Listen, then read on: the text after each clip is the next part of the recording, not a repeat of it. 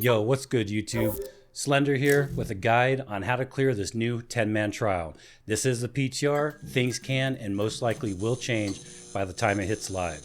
I was lucky enough to have a great company. I got 9 other folks together and we were able to clear this thing as a coordinated group, and we even did it with an 8-man group. So I'm sure there's going to be some changes coming up. Now, speaking of companies, playing this game without a company blows. There is nothing to do. It is boring. So if you need a good company to join, look no further. Come over to Valhalla and join Chaotic Souls. We're a PvP company, but we do a lot of PvE stuff to get everybody war ready. So if you have a war set, you have some experience, come on over. We'd love to have you. And I also want to give a huge shout out to my team for helping me get this done, and we got it done quick. Myself and Meth were both on heals. I had Eric on tank, and then DPS we had Pristine, my man Big Slick, Zach, Balthazar, Yuri, and Cloud. Thank you guys so much. I love y'all. Now, on to the video.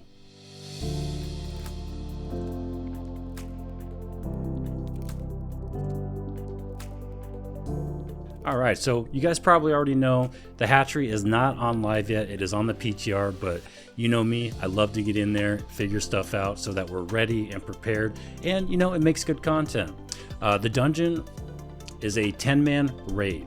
It's the first raid in New World, and that's why I was so excited, and it's actually a lot of fun. It really is. Since it's on the PTR, it's probably going to be changing by the time it hits live. I just don't know how much. And it's super easy as long as you have a bunch of flame protection or fire resistance, but we'll get into that later.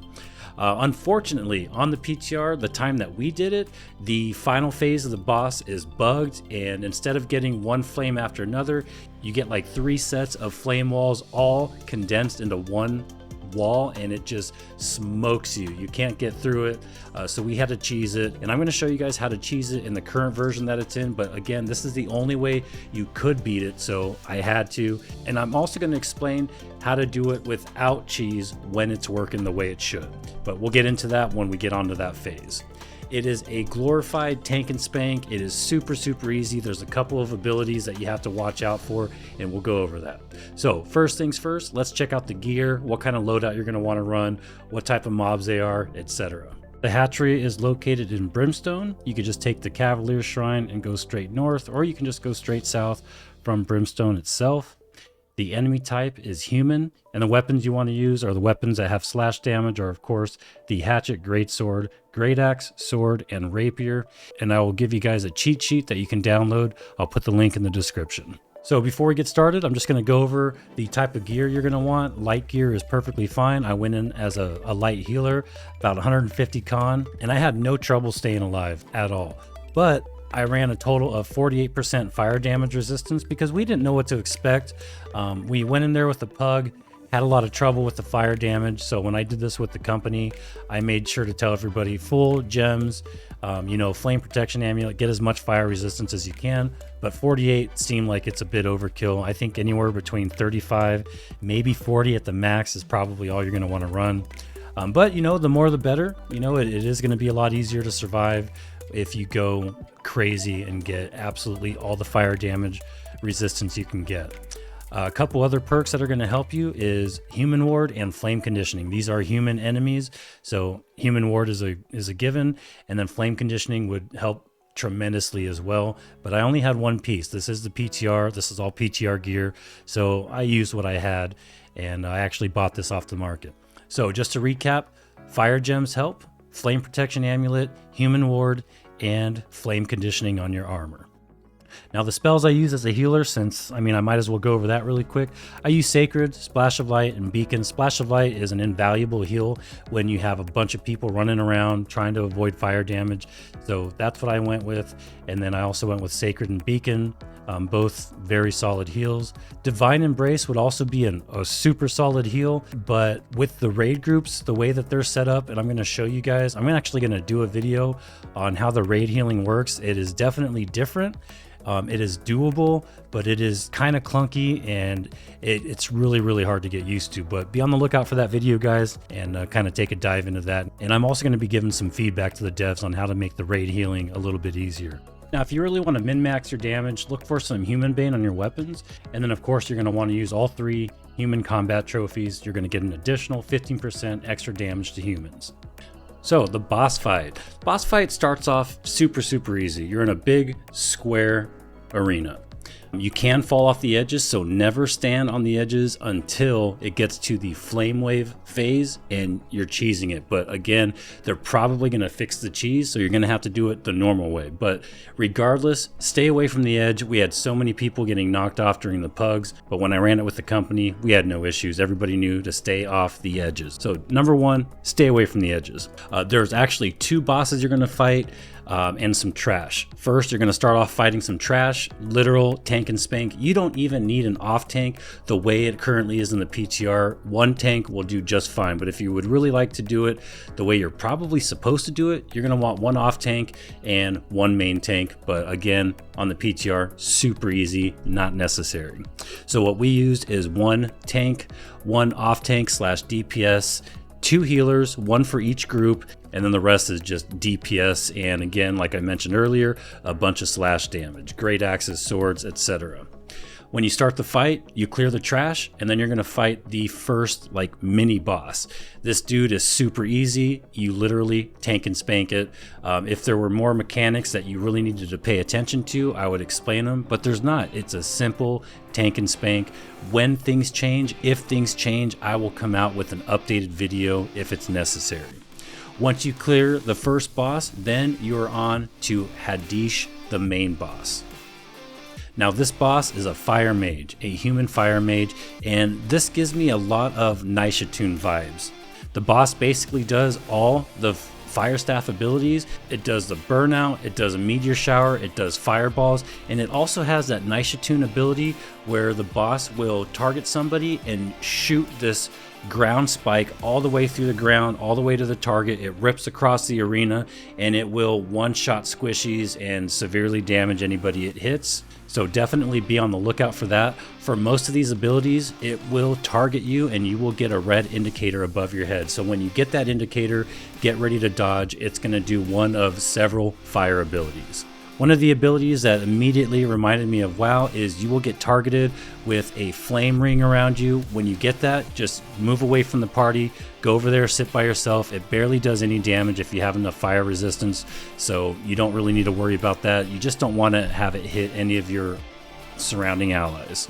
Every once in a while during the fight, you're going to get a fire dot on you called stop, drop, and roll. It looks kind of like a little bear trap red debuff icon. What you're going to want to do, and the reason it's called stop, drop, and roll, is you're going to want to stam out. So when you get that, the raid leader will call stam out, and everybody just use all of your stamina, just dodge around. It will immediately drop off that fire debuff. You'll be fine. It doesn't do much damage, but it is raid-wide damage because everybody's going to get it until they use up all of their stam.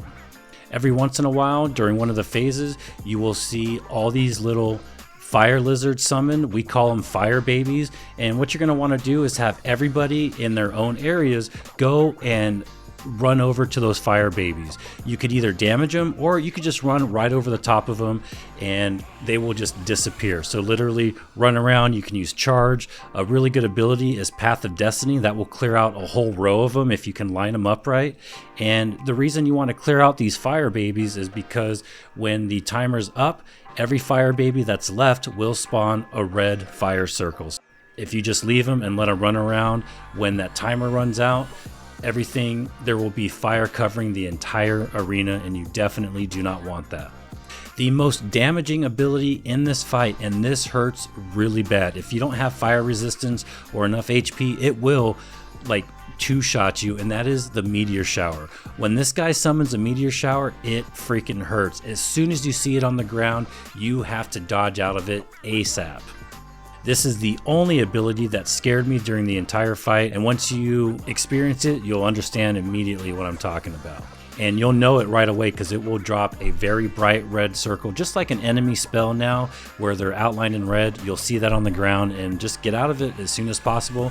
And healers, get ready to heal your people. Splash of Light is great on this because it's an instant heal, and it will instantly save anybody that gets caught in that meteor shower.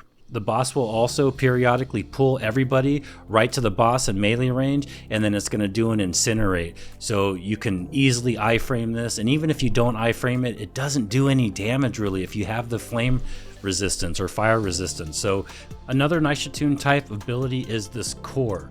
Every once in a while somebody will be stuck in this core. It's like a ticking time bomb. Anytime you hear the raid leader call out core, that means somebody is stuck in this core. They can't do any abilities, and you have to DPS this thing down before it does massive damage to the entire group. So very, very simple. Get the core down ASAP, just like those bombs on the Nishatune fight. There's just not really much to this fight. It is so easy. If they increase the difficulty, guys, I know I've said this a million times, I hate repeating myself, but if they increase the difficulty, we will definitely take a deeper dive into this and figure out some strats if it's required. Right now, the only thing you really need to do is kill the fire babies and run out of meteor shower, and that is pretty much it. I kid you not, it is that simple. Hopefully they do make it harder. Now, once you get to the end phase, this is the only phase people are having trouble with because it is currently bugged. When the PTR first came out, it was not bugged, and it was super, super easy to figure out. These are the flame walls, and you will get these flame walls until the end of the fight. Like every 30 seconds, it'll go into the flame wall phase. What looked like the easiest thing to do was just have everybody group up, everybody go through the same holes. Every flame wall will have an opening that you can run to, and very, very self-explanatory. You will absolutely not need a guide on where to go with these flame walls. There's going to be a very obvious opening, and you go through the openings. Sometimes you can iframe through the flame wall, but 90% of the time we couldn't, and it was very, very hard to judge the timing. And that's because when we did it on the PTR, there were like 3 flame walls in one, and as you can see in the video, you could tell where the openings would be, but since there was another flame wall right on top of it, it just looked like a thinner portion of the wall. And once this is fixed, you're going to see the flame walls separated, and again, each one will have a staggered opening. So the opening might be in the middle, it might be on the right side, it might be on the left side, and then the next flame wall behind it, the opening again will be staggered in a different location. So you're just going to run through as a group through the openings. After so many flame walls, it will stop, you go back to DPSing the boss, and then flame walls will come again, and you just rinse and repeat until the boss is dead, and that is it. Now for this strat, since it is bugged, there is a Nishatune cheese where everybody just goes to the bottom right corner of the arena, and you can stand on this little ledge right where we're standing. Everybody has to stack, and the flame walls will not touch you. Do not rely on this strat because I guarantee it will be patched by the time this hits live. If it's not patched by the time it hits live, I give up. I give up on New World, but they will patch it, I guarantee it. And guys, that is pretty much the entire fight. Super easy, but a lot of fun. It is so great. I can't stress this enough. It is so great to see 10 players in one group. And when the sandworm comes out, I will be coming out with a guide for that. The company's already agreed. We're going to get 20 of us together. Even though we're not technically a PvE company, these guys are great, and you know, they come in when I need help, and it's awesome. I can't wait to show you guys the sandworm. That's going to be out during the release 2 of the PTR, this season 2 PTR. So be on the lookout for that. I'll probably be streaming day 1 of it, and then I will come out with the guide. And let's freaking go. Great job, Amazon. Even though this is super easy, it was a hell of a lot of fun. Get on the PTR and try it, or don't if you don't want to ruin the experience. Thank you guys so much for watching the video. If you like these videos or want to see more, like, subscribe. You'd be doing me a huge solid, and hopefully I'll see some of you guys on the PTR. Remember, we are recruiting. We are looking for war-ready people. Come on down to Valhalla. We would love to have you. Everybody, have a great day. I'll catch you guys in the next stream or the next video.